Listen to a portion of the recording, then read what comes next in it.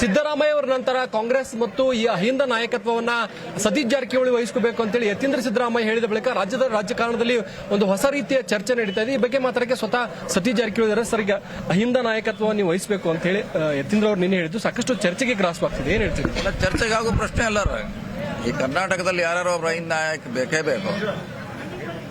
ದೇವರಾಜ ಅರಸಿದ್ರು, ಬಂಗಾರಪ್ಪನವರಿದ್ರು, ಖರ್ಗೆಜಿ ಅವರಿದ್ರು, ಸಿದ್ದರಾಮಯ್ಯವರಿದ್ರು. ಸಿದ್ದರಾಮಯ್ಯ ನಂತರ ಯಾರು ವಹಿಸ್ಕೊಳ್ಳೇಬೇಕು ಆ ದೃಷ್ಟಿಯಲ್ಲಿ ಅವ್ರು ಹೇಳಿದಾರೆ ಅಷ್ಟೇ. ಬಟ್ ಅದನ್ನ ಮುಖ್ಯಮಂತ್ರಿ ಅನ್ನೋ ಅರ್ಥದಲ್ಲಿ ಚರ್ಚೆ ಆಗ್ತದೆ. ಮುಖ್ಯಮಂತ್ರಿಗೆ ಅದಕ್ಕೂ ಸಂಬಂಧ ಇಲ್ಲ. ಅವ್ರು ಹೇಳಿದ್ದು ಅಹಿಂದ ನಾಯಕತ್ವ ಅಂತ ಹೇಳಿದ್ದಾರೆ. ಸರ್, ಈಗ 2006ರಲ್ಲಿ ಹುಬ್ಳಿಲಿ ಒಂದು ಕಾರ್ಯಕ್ರಮ ಆಯೋಜನೆ ಮಾಡಿದ್ರಿ. ರಾಜ್ಯ ರಾಜಕಾರಣದಲ್ಲಿ ದಿಕ್ಸೂಚಿ ಸಮಾವೇಶ ಅದು.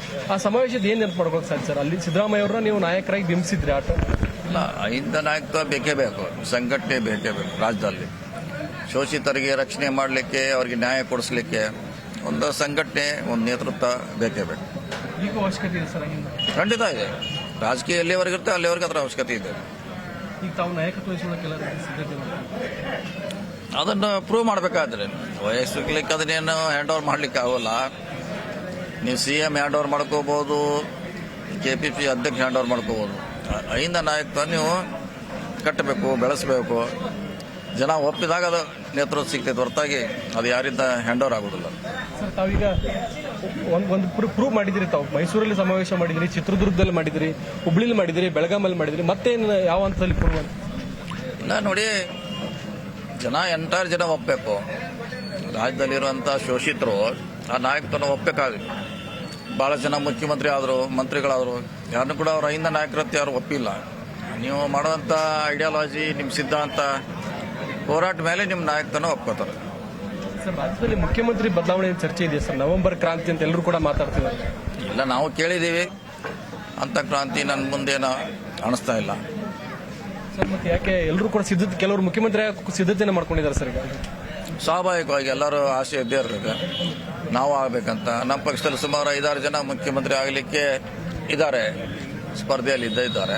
ಅವ್ರು ಕ್ಲೇಮ್ ಮಾಡೇ ಮಾಡ್ತಾರೆ. ಅದ್ರ ಏನು ತಪ್ಪೇನಂತ ಹೇಳಿಕ್ಕಾಗೋದು. ಸರ್, 5-6 ಜನಕ್ಕಿಂತ ಮುಖ್ಯವಾಗಿ 2 ಹೆಸರು ಕೇಳಿ ಬರ್ತಾ ಇದೆ. ನಿಮ್ದೊಂದು DK ಶಿವಕುಮಾರ್ ಅವರು. ಇಲ್ಲ, ಅಂಥದ್ದು ಅಂತಿಮವಾಗಿ ಹೈಕಮಾಂಡ್ ತೀರ್ಮಾನ ಮಾಡಬೇಕಾಗ್ತದೆ. ನಾವು ಹೈಕಮಾಂಡ್ ತೀರ್ಮಾನಕ್ಕೆ ಎಲ್ಲರೂ ಭದ್ರಾಗಿರ್ಬೇಕು. KPCC ಅಧ್ಯಕ್ಷರಾಗ್ತೀರಿ ಡಿಸೆಂಬರ್ ಅಲ್ಲಿ ಅಂತ ಒಂದು ಚರ್ಚೆ ಇದೆ ನೋಡಿ. ಅದನ್ನು ಕೂಡ ನಮ್ಮ ಕೈಲಿಲ್ಲ. ಯಾವಾಗ ಮಾಡಬೇಕು, ಯಾರು ಮಾಡಬೇಕಂತ ತೀರ್ಮಾನ ಮಾಡೋದು ಪಕ್ಷ. ಸೊ ನೋಡೋಣ, ವೇಟ್ ಮಾಡೋಣ. ಯಾವುದೇ ಮಾತು ಇಲ್ಲ, ವೇಟ್ ಮಾಡೋಣ. ಈಗೇನು ಹೇಳಿದ್ರು ಕೂಡ ಭಾಳ ಅರ್ಲಿ ಆಗ್ತೈತೆ, ಟು ಅರ್ಲಿ. ವೇಟ್ ಮಾಡೋಣ.